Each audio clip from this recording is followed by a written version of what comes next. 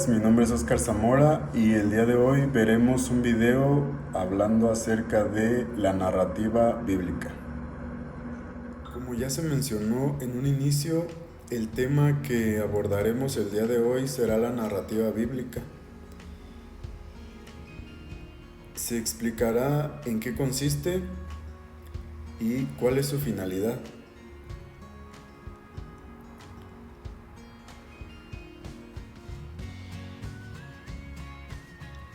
Antes de abordar de lleno el tema, comenzaremos con una pequeña introducción.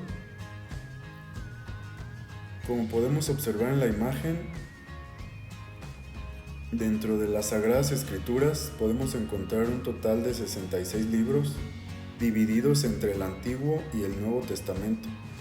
En los capítulos de cada uno de estos libros encontramos que los autores incluyen diversos géneros literarios como la prosa, poesía, romance, misterio, biografía, ciencia e historia. El tema del que hablaremos el día de hoy será la narrativa bíblica del género historia. Y debemos saber que para entender las historias de la Biblia es como cualquier otra historia en la cual se debe poner mucha atención a los personajes, eventos y descripciones que te va dando el texto. Con esto llegamos a lo que se denomina narrativa bíblica.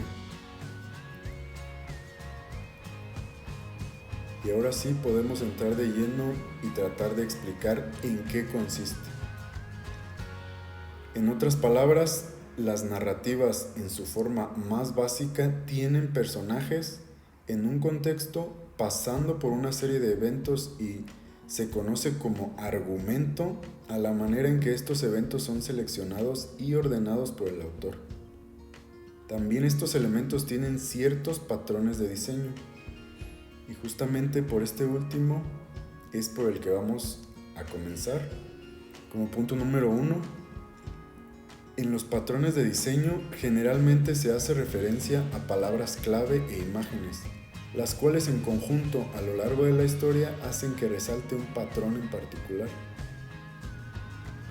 Los patrones de diseño son muy importantes, ya que son la forma principal en la que los autores bíblicos han unificado estos cientos de historias y todo patrón desarrolla un tema central que apunta a Jesús a través de toda la historia bíblica.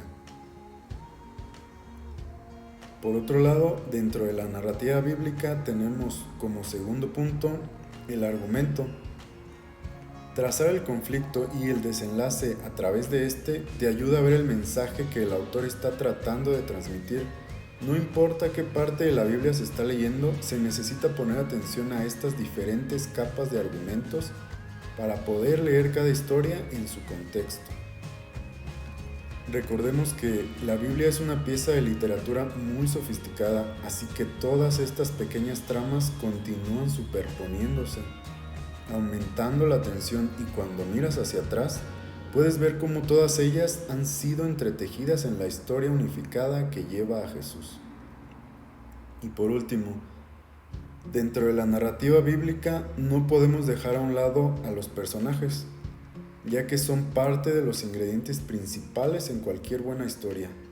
Estos personajes que se encuentran en conflicto y pasando por una serie de eventos que al final deben superarlos. Las historias bíblicas utilizan a los personajes como un espejo para que podamos vernos a nosotros mismos y descubrir nuestra propia naturaleza humana en el reflejo. En estas historias, los autores nos muestran cómo ser un humano que agrada al Señor a través de la humildad y rendición. Al estudiar los personajes bíblicos, podemos estudiar en escena nuestras propias y horribles tendencias y vemos una y otra vez la respuesta llena de gracia de Dios, quien llevará esta historia hasta el final. Y por último, a manera de una pequeña conclusión, ¿cuál sería su finalidad?